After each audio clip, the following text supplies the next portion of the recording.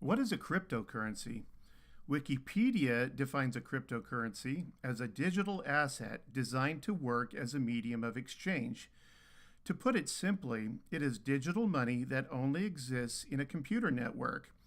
It is called cryptocurrency because it uses cryptography, complex math algorithms that help keep it safe and prevent it from being stolen. Bitcoin was the first cryptocurrency and was launched in 2009. Many other cryptocurrencies have since come into existence, including Ripple, Ethereum, and Litecoin, to name just a few. But Bitcoin remains the largest and most common cryptocurrency. Bitcoin especially has gained in popularity in recent years, but has not as yet received widespread acceptance.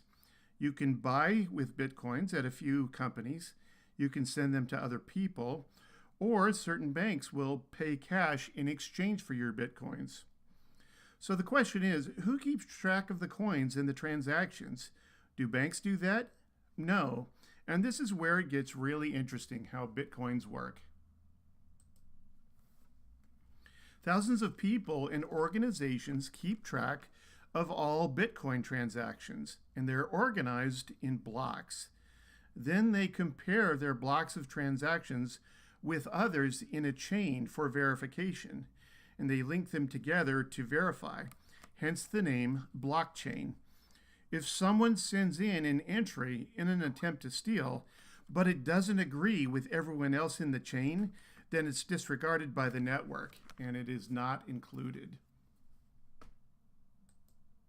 So what's the big deal? Why is everyone talking about cryptocurrencies these days? Well, it turns out that there are huge implications potentially with cryptocurrencies. Number one, it promises to lower transaction fees by cutting out the banks.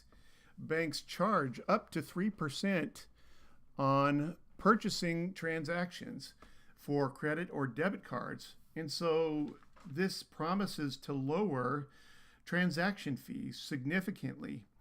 People will save hundreds or maybe thousands of dollars per year, whereas companies could save millions or billions of dollars per year, depending on how many transactions they do. So that has huge implications.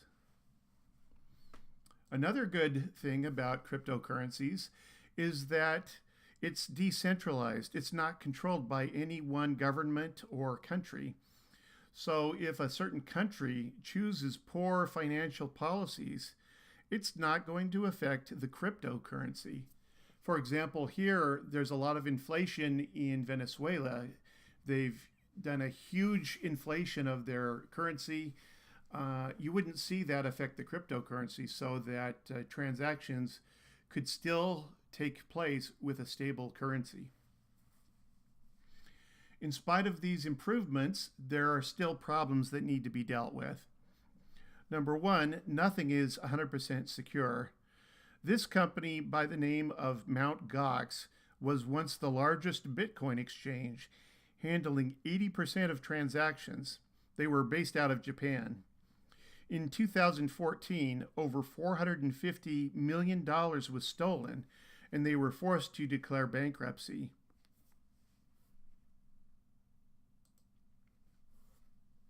Bitcoin has seen a huge price increase in recent years, and that's great, making a huge profit for you if you happen to own some of it. But these days, if you want to buy something with it, you can only buy big ticket items like a car or a house or a boat. It's not so good if you want to buy groceries or pay the electric bill. So to use it as a means of transaction isn't so good right now.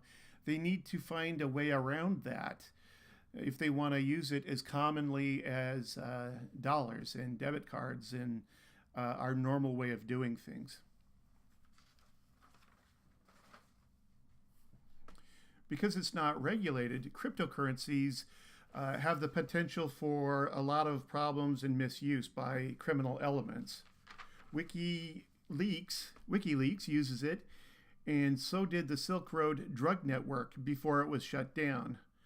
Perhaps it could be used to bypass anti-crime or anti-terror banking laws. It could also be used by rogue nations to avoid sanctions. So there are a lot of potential problems for crime in cryptocurrencies that it would be good if someone could find a way to deal with that.